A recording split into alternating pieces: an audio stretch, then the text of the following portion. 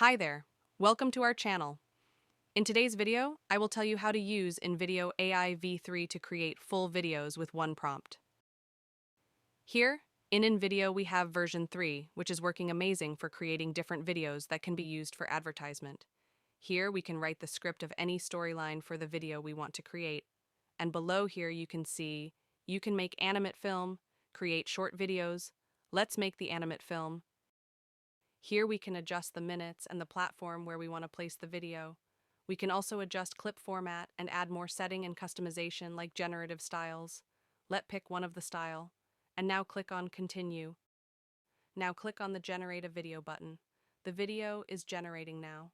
The software is analyzing the content and the setting we adjusted and creating a suitable video for me. Now here, you can switch to generative media as well as stock media. You can adjust the duration of your video. You can also adjust the audience requirement and platform according to your video. For using generative media, you have to buy the plan. It has the monthly plan as well as yearly plan with discount. There is more plan according to your work, you can buy the plan. For now, let's switch to stock media and adjust the duration to 30 seconds, audience and platform, and click on Generate button.